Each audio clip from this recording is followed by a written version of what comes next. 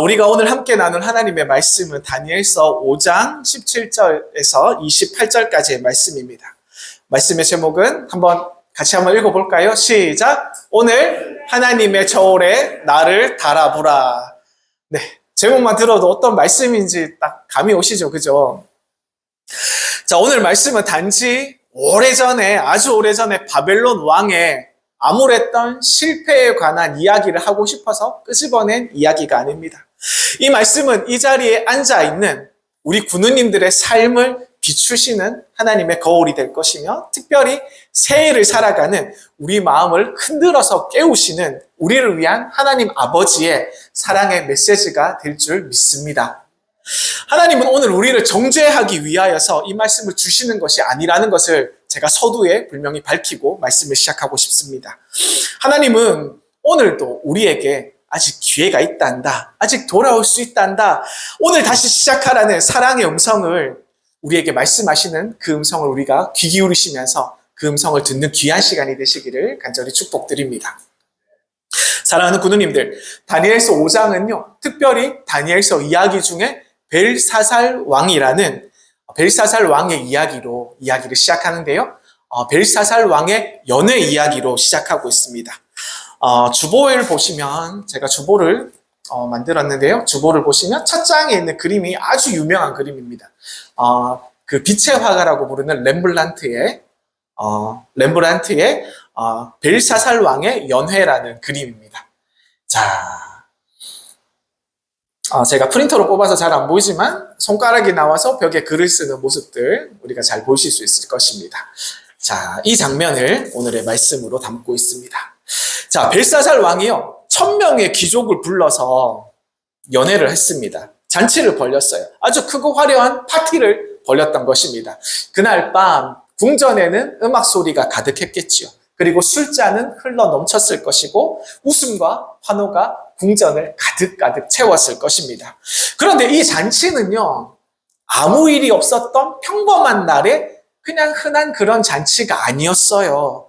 아주 무서운 밤이었습니다. 왜냐하면 성 밖에는 메대와 바사의 연합군들이 이미 성을 다 포위하고 그 주변을 다 진치고 있었기 때문입니다. 그런 밤이었어요.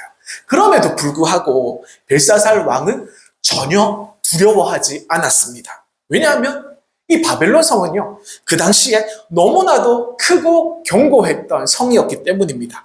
높고 두터운 성벽을 자랑했고요. 그리고 성 앞에는 성을 가로지르는 강이 이렇게 놓여 있었습니다. 군사들이 건너오지 못하게 말이죠. 그리고 수십 년을 버틸 수 있도록 그동안 쌓아둔 많은 식량들이 이 바벨론 성 안에는 가득 있었습니다. 그리고 이 바벨론은 그 당시 어떤 군대입니까? 세계적으로 가장 강력한 나라였지 않습니까? 그래서 세계 최강의 아주 무서운 군사력을 자랑했던 그런 바벨론이었기 때문에 그날 밤 이 벨사살 왕은 아무것도 두려워하지 않았습니다. 누가 봐도 이 나라는 절대 무너지지 않아, 이 성벽은 절대 쓰러지지 않아, 이렇게 느껴질만 했던 그런 모습이었습니다. 그래서 벨사살 왕은 마음속으로 이렇게 생각했을 것입니다. 아직 괜찮다. 적이 있긴 하지만 우리에게는 아직 넉넉한 시간이 있어. 지금은 걱정할 때가 아니라 우리는 즐길 수 있는 그런 시간이 충분히 있어. 오늘 밤만큼은 마음껏 즐기자. 이러한 마음이 아마도 이 벨사살 왕에게는 있었을 것 같습니다. 사랑하는 군우님들, 우리가 한번 생각해 보기 원합니다. 사람이 가장 위험해지는 순간이 언제일 것 같습니까? 가장 위험해지는 순간이 언제일 것 같나요? 문제가 많을 때인가요? 아니면 눈물을 많이 흘릴 때인가요?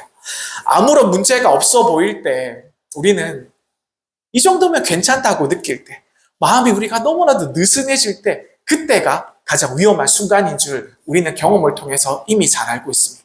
우리의 신앙생활도 마찬가지죠. 기도가 조금 줄어들어도 괜찮아.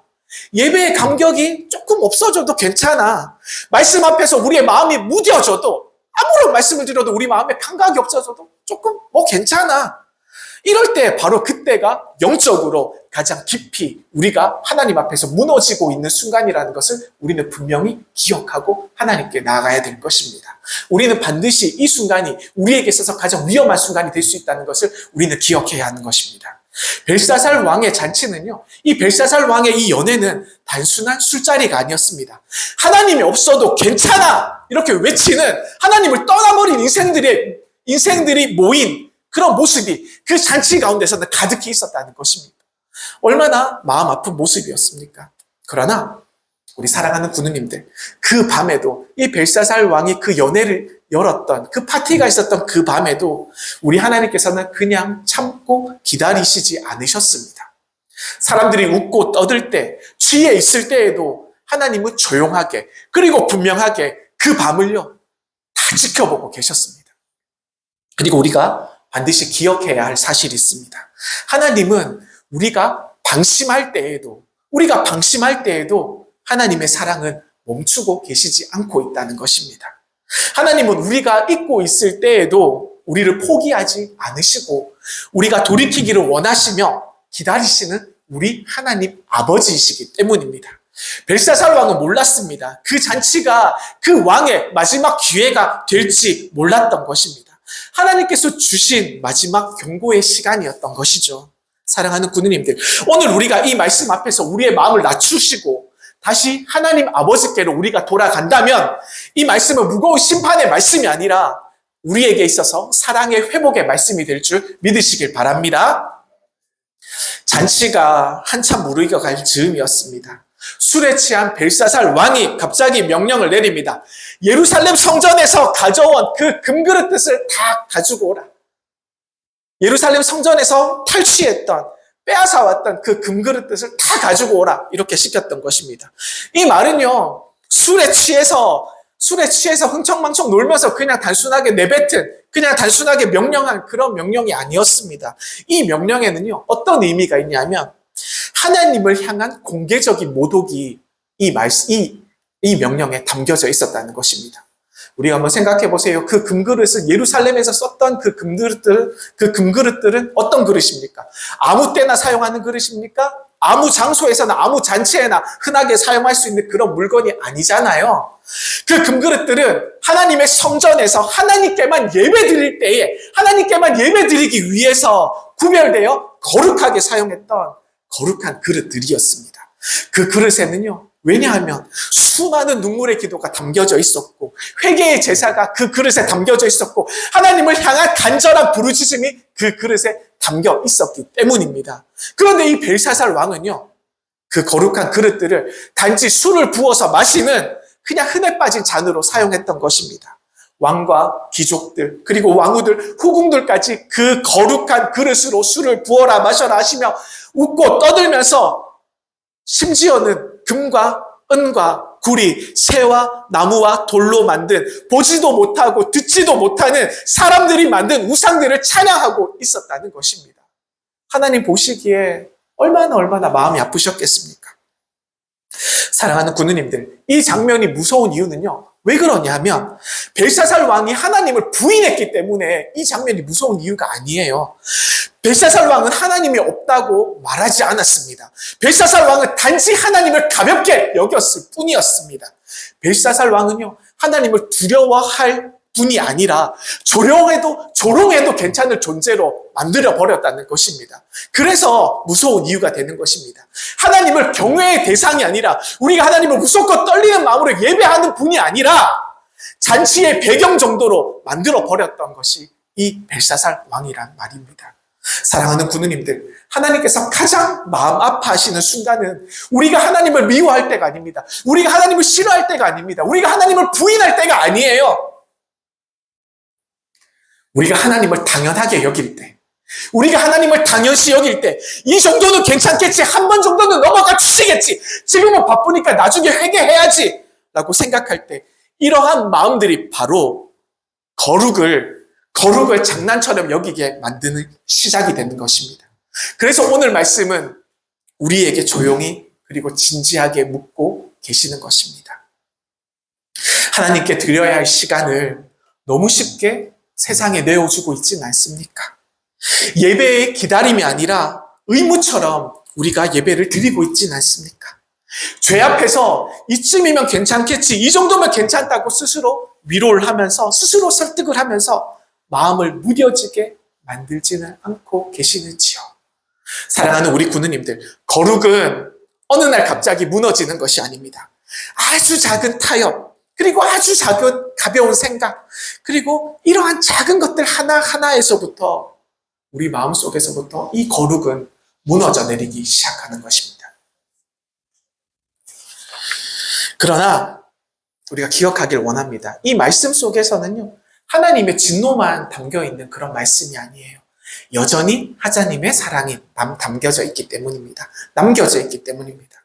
하나님께서는 벨사살 왕의 장치를 즉시 멈추시게도 할 수 있었습니다. 하나님께서는 그러나 먼저 경고를 하셨지요.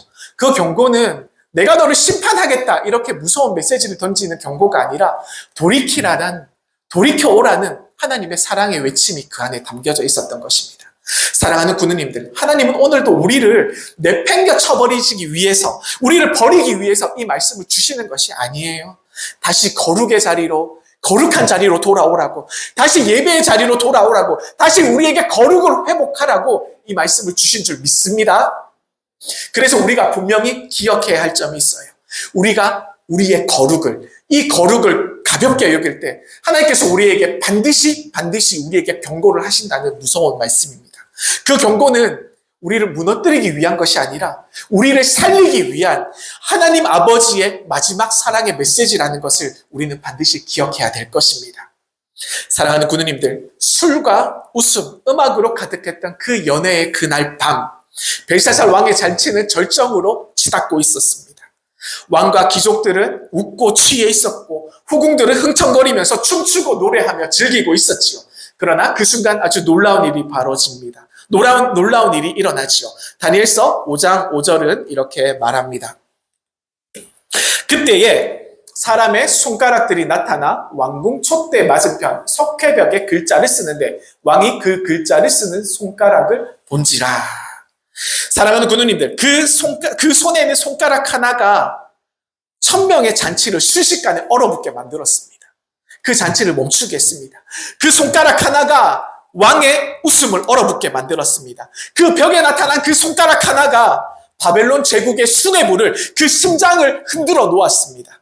성경 6절을 보시면 그때 벨사살 왕의 모습을 이렇게 표현하고 있습니다. 이때 왕이 즐기던 얼굴빛이 변하고 그 생각이 번민하여 넓적다리 마디가 녹는 듯하고 그의 무릎이 서로 부딪힌지라. 이 말씀은요, 무슨 얘기냐면 그것을 본 순간 하체에 힘이 빠져서 주저앉을 수밖에 없었던 그런 상황이고 다리가 떨렸다는 얘기입니다. 다리가 후덜후덜 떨릴 수밖에 없었다는 그런 아주 무서운 말씀이었습니다. 조금 전까지 가장 큰 소리로 웃고 떠들었던 이 벨사살 왕이 이제는 공포에 취해서 떨고 있었다는 모습이죠. 잔치는 멈췄습니다. 음악은 끊겼고요. 술잔은 바닥에 내팽개쳐졌습니다. 떨어졌습니다. 왜입니까? 왜냐하면 하나님께서 침묵을 깨고 말씀하셨기 때문입니다. 그 말씀을 바로 메데, 데겔, 우바르신, 짧은 글자, 낯선 문장. 그러나 그 글자 앞에서 1000명의 사람들은 감히 아무 말도 하지 못했습니다. 왕은 다급히 외칩니다. 지혜자들을 불러라! 점술사들을 불러라! 박사들을 어서 불러오너라! 이렇게 명령하였죠. 그러나 사랑하는 군우님들은 어땠습니까? 그토록 자랑하던 바벨론의 지혜가, 그토록 유명했던 바벨론의 지혜가 그 순간 아무런 힘도 쓰지 못했습니다. 학문도, 경험도, 권력도 감히 우리 하나님 아버지 말씀 앞에서는 침묵할 수밖에 없었기 때문입니다. 왜입니까? 왜 그렇습니까? 하나님의 말씀을 술 취한 마음으로 절대 이해가 되지 않기 때문입니다.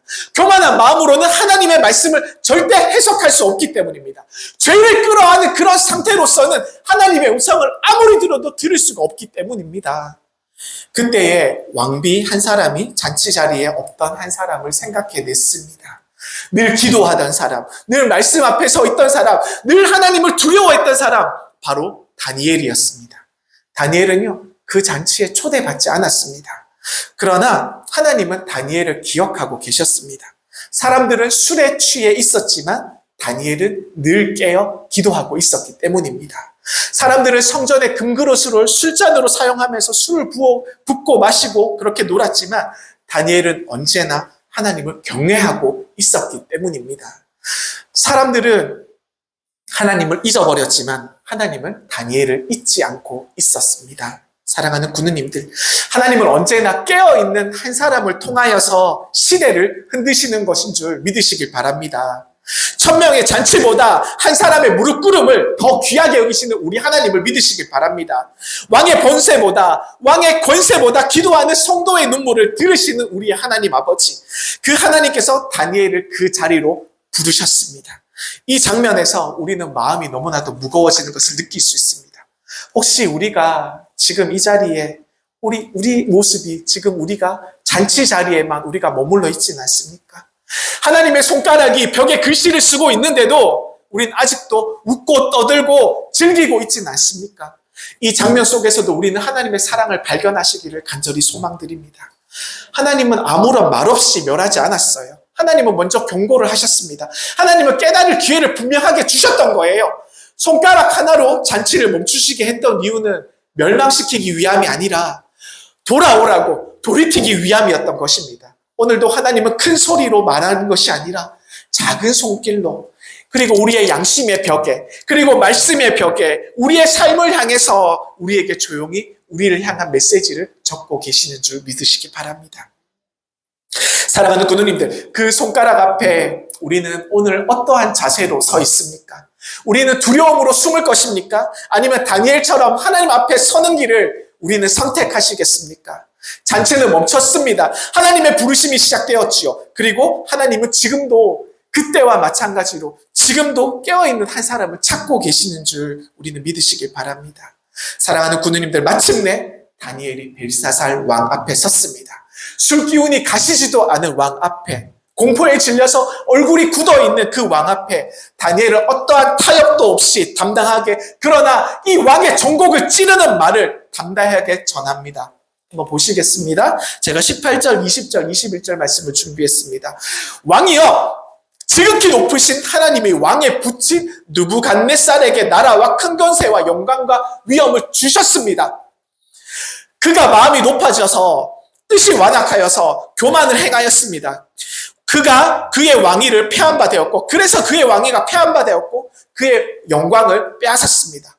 그리고 사람들 중에서 쫓겨나서 그의 마음이 들짐승의 마음과 같아졌고, 또 들나귀와 함께 살며 소처럼 풀을 뜯어 먹으며 그의 몸이 하늘의 이슬에 젖었나이다. 이렇게 다니엘은 벨사살 왕에게 하나님의 메시지를 전합니다. 사랑하는 군우님들, 이 이야기는요, 벨사살 왕이 처음 들은 이야기가 아니었어요.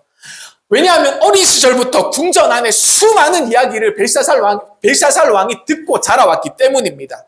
왕궁의 벽에서도, 왕실의 역사에서도, 바벨론의 기억 속에서도 선왕 느부갓네살의 이 광기는 지워지지 않는 흔적으로 다 기록되어 있기 때문이었습니다.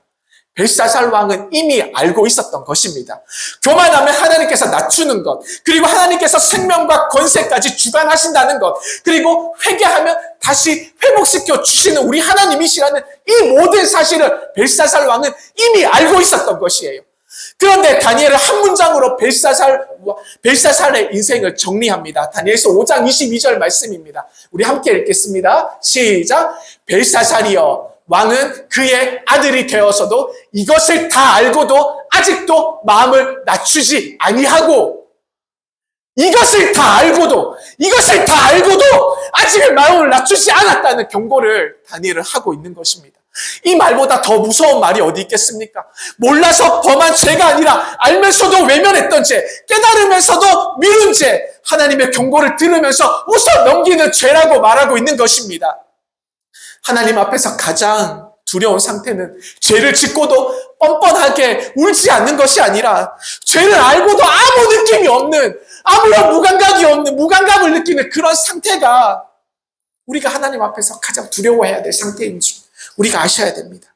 벨사살 왕은요, 언젠가라는 말을 선택했습니다. 지금은 때가 아닙니다. 오늘의 잔치를 먼저 즐기자. 이 문제는 나중에 생각하자. 이렇게 모든 문제를 내팽개 쳐버렸던 것입니다. 그러나 사랑하는 우리 군우님들, 하나님 앞에서 나중에는요, 조금 후에는요, 이따가요 라는 단어는 없으신 줄 아셔야 됩니다. 하나님은 느부갓네살 왕에게는 시간을 주셨어요. 회개할 수 있는 기회를 주셨어요. 짐승처럼 들판에서 7때나 보내었다고 말하면서도 회개할 기회를 느부갓네살 왕에게는 이미 주었던 것입니다. 그러나 벨사살 왕에는 그 시간을 주시지 않았습니다. 왜입니까? 왜 벨사살 왕에는 그와 같은 회개할 시간을 주시지 않았습니까? 이 느부갓네살 왕의 그 다음 왕이 되었던 이 벨사살 왕에게는 이미 너무나도 많은 사실을 이미 먼저 알고 있었기 때문입니다. 그 많은 기록들을 다 남겨두고 그 이야기들을 들려주게 했던 것입니다. 사랑하는 군우님들, 하나님의 심판하심은 너무나도 이렇게 무섭습니다. 그러나 우리 하나님께서 우리 하나님 아버지께서는 우리를 향해서 언제나 늘 오래 참으십니다. 그 오래 참음은 그 오래 참고 계심을 우리가 가볍게 여길 때, 우리가 그 사랑을 무시할 때, 우리가 그 은혜를 미룰 때, 그때 심판은 갑자기 우리에게 찾아오게 되는 것입니다. 이 장면은 하나님의 마음을 느끼게 해줍니다. 나는 이미 보여주었잖아. 나는 이미 말해주었잖아. 나는 이미 기다렸단다. 그런데도 사람이 스스로 낮아지지 않을 때, 스스로 겸손해지지 않을 때 하나님은 더 이상 강제로 사람을 붙잡지 않으신다는 것이죠. 사랑하는 군우님들, 오늘 이 말씀은 우리를 정죄하기 위해서 주어지는 말씀이 아닙니다. 아직 시간이 남아있을 때, 아직 우리의 심장이 뛰고 있을 때, 아직 우리의 호흡이 남아있을 때, 아직 말씀을 들릴 때 돌이키라라는 하나님 아버지의 눈물과 가슴 아픈 메시지를 우리에게 남기고 있는 것입니다. 벨사살 왕에게는 다음 기회가 없었습니다. 그러나 우리에게는 지금 이 순간이 남아 있습니다. 아는 것으로 끝나지 말고 미루지 말고 오늘 마음을 낮추라는 하나님의 사랑의 음성을 우리가 들으시길 원합니다. 지금도 우리를 부르시고 있다는 사실을 우리가 기억하고 잘 기억하시기를 소망드립니다. 사랑하는 군우님들, 마침내 다니엘은 왕 앞에 벽에 쓰인 글자 뜻을 하나씩 풀어냅니다. 그 해석은요, 길지 않았습니다. 그러나 그 짧은 말 한마디가 벨사살 왕의 인생과 바벨론 제국 전체를 정확히 무섭게 꿰뚫어 보고 있었습니다. 첫 번째 단어입니다. 메네라고 쓰여 있었죠. 그죠? 하나님께서 왕의 시대를 세셨고 그 수가 끝났습니다. 이 말은 단순히 시간이 지났습니다. 시간이 다 되었습니다. 이런 뜻이 아니라 하나님께서 이미 참을 만큼 참아왔고 참으셨고 기다릴 만큼 기다리셨다라는 뜻이 여기 담겨져 있는 말씀입니다. 사랑하는 군우님들, 우리 하나님께서도 무작정 심판하시는 분이 아니십니다. 한 날 한순간을 다 세시면서 우리의 선택과 우리의 태도와 우리의 행동을 지켜보시는 것입니다. 그리고 이제 더 이상 미룰 수 없다라고 말씀하시는 순간이 우리에게 찾아온다는 것이죠. 그리고 두 번째 단어, 대결이라는 말입니다. 대결. 저울에 달아보니 부족합니다. 저울에 달아보니 부족합니다. 여기서 말하는 저울은 바벨론에서 금과 은을 재는 그냥 일반적인 그냥 저울이 아닙니다. 그리고 전쟁의 승패를 결정하는 그런 저울의 모습도 아니에요. 하나님의 저울을 이야기합니다. 하나님 아버지의 저울을 말하는 것이죠. 하나님의 저울은 우리가 얼마나 많은 잔치를 열었는지 묻지 않습니다. 얼마나 많은 사람에게 박수를 받았는지, 우리가 얼마나 높은 자리에 있었는지에 대해서 묻지 않습니다. 얼마나 높은 자리까지 우리가 올라갔는지, 세상에서 우리가 어떤 성공을 거뒀는지 하나님의 저울은 우리에게 묻지 않습니다. 하나님의 저울은 우리에게 딱 한 가지만 물어보십니다. 내 앞에서 어떤 마음으로 살아왔느냐? 하나님 앞에서 어떤 마음으로 우리가 살아왔느냐? 이것을 물어보시는 것이죠. 벨사살 왕은요, 사람들 앞에서 너무나도 위대하고 강력한 제국의 왕이었습니다. 그러나 하나님 앞에서는 너무나도 가벼운 그런 인생을 살아왔다는 것을 우리는 말씀을 통해서 잘 알 수가 있어요. 사랑하는 군우님들, 가볍다라는 말은 능력이 없다라는 말이 아니에요. 능력이 없다라는 말이 아닙니다. 하나님을 두려워하지 않는다라는 뜻이 여기 속해 있어요. 그리고 은혜를 무겁게 여기지 않는다. 하나님의 은혜를 중요하게 여기지 않는다라는 뜻이 가볍다라는 말에 포함되어 있습니다.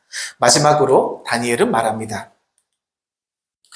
우바르신이라고 이야기하죠. 왕의 나라는 나뉘어서 메대와 바사 사람에게 주어질 것입니다. 이 말 속에는요, 하나님의 공의도 있지만 동시에 가슴 아픈 사랑이 담겨져 있습니다. 왜냐하면 하나님께서는 이 모든 경고를 잔치가 시작되기 전에 주실 수도 있었기 때문입니다. 그러나 하나님은 벨사살 왕의 죄가 가득 찰 때까지, 그 가득 차는 순간까지 기다리셨던 거예요. 사랑하는 군우님들, 이 장면에서 우리는 하나님의 냉혹함보다 하나님의 슬픔을 발견할 수가 있습니다. 내가 너를 왕으로 세웠고, 나는 너에게 많은 역사를 이미 보여주었고, 나는 너에게 돌이킬 기회를 너에게 많이 주었단다. 그러나 그 모든 은혜 앞에서 벨사살 왕은 자기 자신을, 자신의 삶의 모습을, 자신의 삶의 무게를 저울에 달아보지 않았던 거예요. 그래서 하나님께서 직접 하나님의 저울을 들으셨던 것입니다. 사랑하는 군우님들, 오늘 이 말씀은 벨사살 왕만을 향한 말씀이 아닌 줄 믿습니다. 우리 모두의 삶도 하나님의 저울 위에 놓여 있다는 것을 우리는 분명히 기억해야 할 것입니다. 그 저울 앞에서는 우리의 직분도 무게가 되지 않습니다. 그 저울 앞에서 우리의 얼마나 예수님을 믿었고 우리가 얼마나 교회 생활을 했는지 그 연수도 무게에 담겨 있지 않습니다. 우리의 열심조차 하나님을 향한 마음이 없다면, 우리의 열심조차 하나님을 향한 간절한 마음이 없다면 그 무게는 가벼울 수밖에 없어요. 그러나 우리는 하나님께 감사해야 됩니다. 왜냐하면 하나님의 저울이 아직 우리에게 오지 않았기 때문입니다.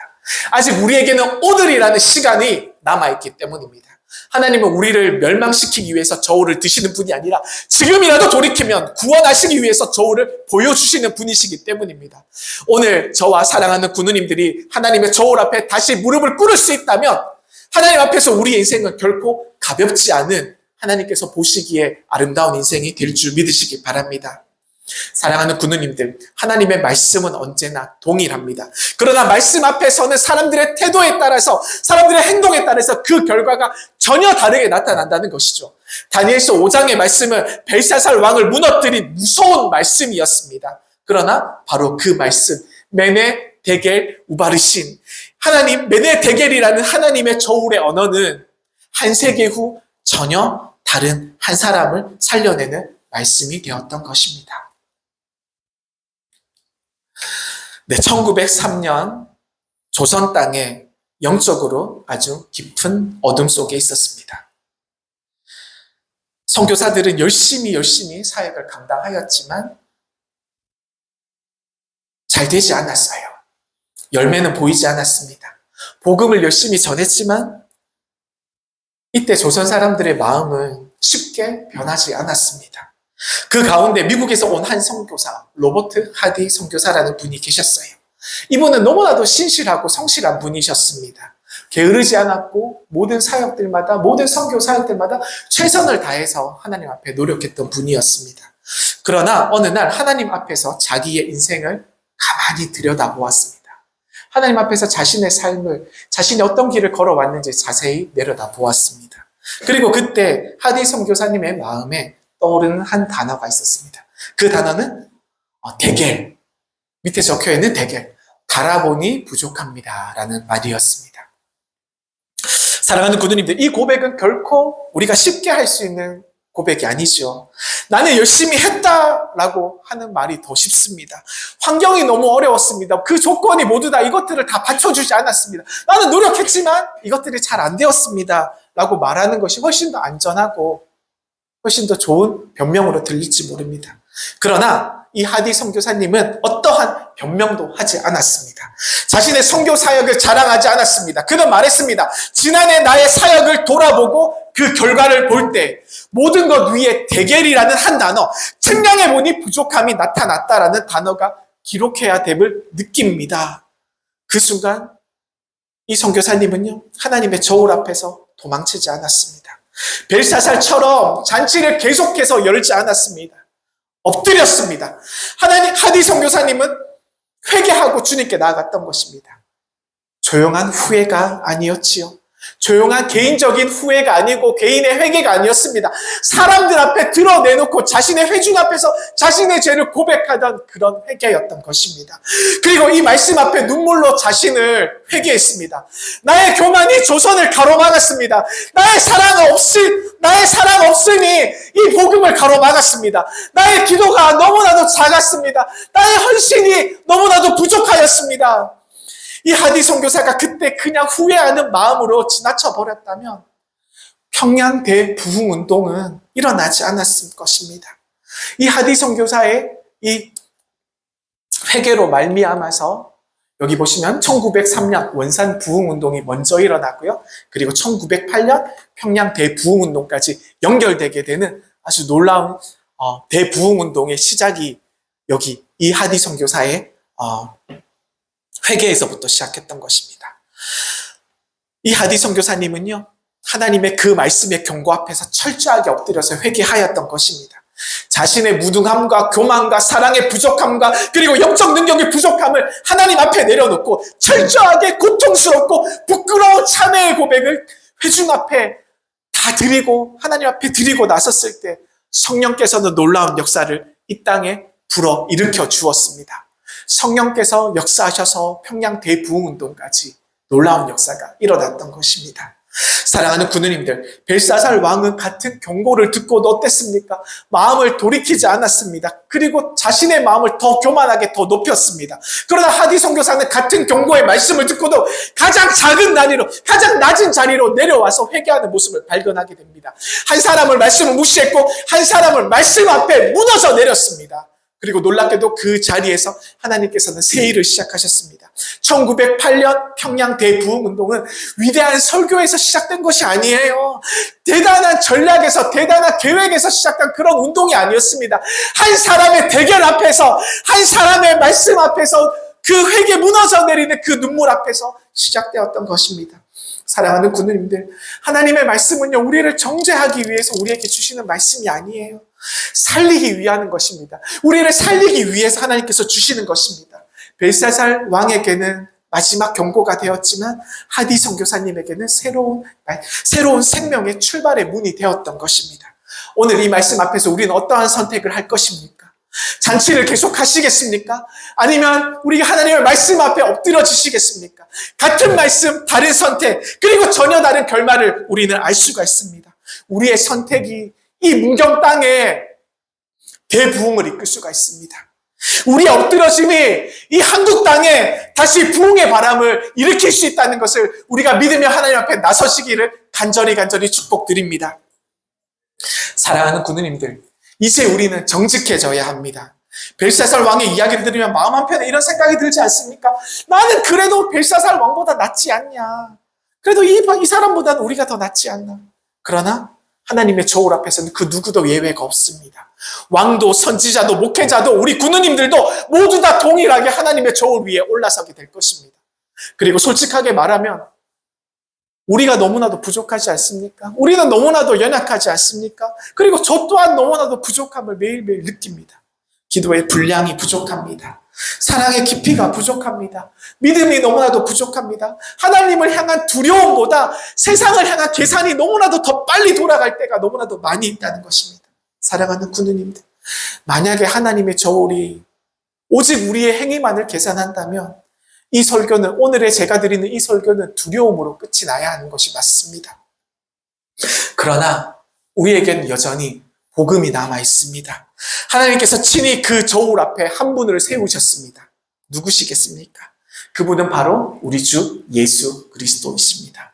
예수님은 부족함이 없으신 분이셨죠. 죄가 없으셨습니다. 교만함이 없으셨습니다. 하나님 앞에서 완전한 순종의 삶을 보여주셨고 그러한 삶을 살아내셨어요. 그런데 그 완전하신 우리 예수님께서 하나님의 저울 앞에서 서셨습니다. 그리고 놀랍게도 우리의 이름이 적힌 무게를 당신의 몸에 얹으시고 저울 앞에 서셨던 것입니다. 십자가는 하나님의 저울이 세상에서 가장 무겁고 무섭게 내려온 자리인 줄 우리는 너무나도 잘 알고 있습니다. 그곳에서 우리의 교만이 그분의 겸손으로 바뀌어졌습니다. 그곳에서 우리의 죄가 그분의 피로 씻겨졌습니다. 그곳에서 우리의 부족함이 그분의 충만함으로 채워졌습니다. 사랑하는 군우님들, 그래서 복음은 우리에게 이렇게 말하고 있습니다. 부족한 너를 버리겠다가 아니라 부족한 너를 대신하여 내 아들으로 대신하겠다라는 사랑의 선언이 되는 것입니다. 하나님은 벨사살 왕의 명령을 기뻐하신 분이 아닙니다. 지금도 회개하고 돌아오는 자를 두 팔 벌려 기다리시는 우리 하나님 아버지시라는 것을 우리가 잘 아시기를 소망드립니다. 하디 선교사가 살 수 있었던 것은 그의 회개가 온전하였기 때문이 아닙니다. 그가 회개를 너무나도 잘 드렸기 때문이 아닙니다. 그가 눈물로 하나님 앞에 펑펑 울고 나섰기 때문이 아닙니다. 예수 그리스도의 은혜가 하디 선교사의 부족함보다 더욱더 컸기 때문입니다. 사랑하는 구누님들, 오늘 우리가 다시 시작할 수 있는 이유는 이미 십자가에서 모든 값을 치르신 우리 예수 그리스도 때문이신 줄 믿으시길 바랍니다.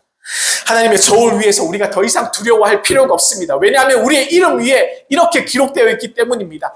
부족함이 아니라 내 아들의 충만함으로 이미 충분하다. 우리의 이름 앞에 이렇게 기록되어 있기 때문입니다. 사랑하는 문경영문의 우리 구누님들, 오늘 이 시간 하나님께서는 조용히 하지만 분명한 음성으로 우리 구누님들 한 분 한 분을 각 사람을 조용히 부르시며 묻고 계십니다.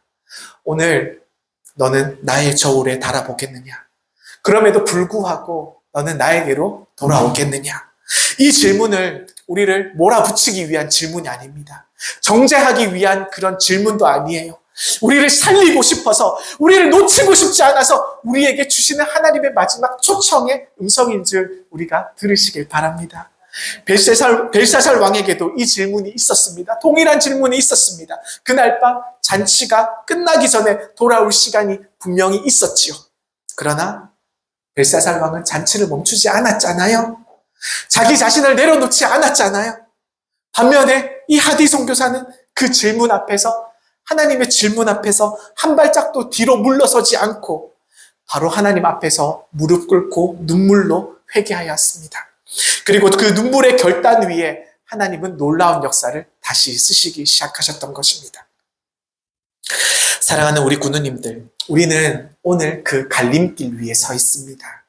말씀을 많이 들은 인생이 아니라 말씀 앞에서 결단하는 인생을 하나님께서는 기뻐하시는 줄 우리는 너무나도 잘 알고 있습니다.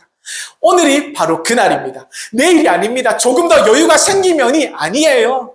지금 이 시간인 줄 믿습니다. 오늘 하나님 앞에서 우리의 교만을 내려놓으시기를 소망합니다.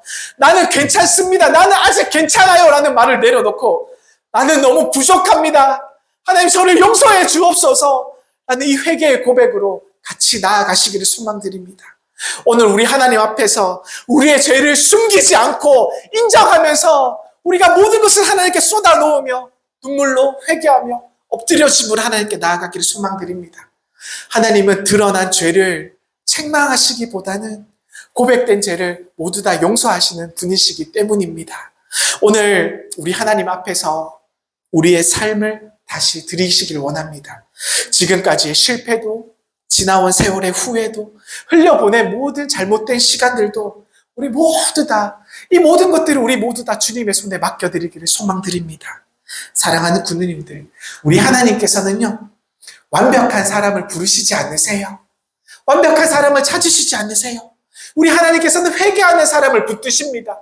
눈물로 하나님 앞에 엎드려지는 사람을 붙드십니다. 그리고 오늘 예수 그리스도의 충만함으로 이 새해를 시작하시기를 간절히 소망드립니다. 부족함으로 시작하는 인생이 아니라 은혜로 덮은 인생으로 다시 출발하시기를 간절히 축복드립니다. 이 성결에, 이 예배의 자리에서의 결단이 우리 가정을 살리고 우리의 영문을 살리고 우리의 다음 세대를 살리고 이 문경 땅을 살리고 이 대한민국을 살리는 거룩한 시간이 되기를, 거룩한 시장이 되기를 간절히 소망드립니다. 사랑하는 문경 영문의 우리 모든 구누님들, 하나님의 저울 앞에 서시되 두려움으로 서시지 마시고 십자가의 은혜를 붙들고 담대히 서는 인생으로 살아가시기를 간절히 축복드립니다. 예수 그리스도의 충만함으로 오늘을 살고 내일을 걸으며 끝까지 하나님을 기쁘시게 하는 우리 구세군 문경영문의 우리 사랑하는 모든 구누님들이 되시기를 우리 주 예수 그리스도의 이름으로 간절히 축원드립니다. 기도하시겠습니다. 사랑과 은혜가 풍성하신 우리 하나님 아버지 감사드립니다. 오늘 우리가 말씀 앞에 우리의 인생을 조용히 내려놓습니다. 하나님의 저울 앞에서 우리의 부족함을 숨기지 않고 고백하며 나가게 주님 도와주옵소서. 사랑의 주님, 우리는 아직도 괜찮다, 지금은 괜찮다라는 교만함이 너무 많습니다. 이러한 교만을 내려놓기를 간절히 소망합니다. 이러한 교만함을 내려놓고 주님, 저는 여전히 부족합니다. 저는 너무나도 부족합니다 라는 고백으로 주님께 나아갈 수 있도록 우리의 삶들을 붙들어 주옵소서. 우리의 삶을 주님의 손에 다시 맡겨드립니다. 예수 그리스도의 십자가의 은혜로 부족한 인생을 다시 채워주시고 오늘부터 거룩과 순종의 길을 우리 주님과 함께 걸어갈 수 있도록 주님 우리를 붙들어 주옵소서. 주님 이 결단을 받아주시고 우리의 가정과 우리의 영혼과 이 땅을 살리는 새로운 시작이 되게 하여 주시옵소서. 주님 감사합니다. 예수 그리스도 이름으로 감사드리며 기도드립니다. 아멘.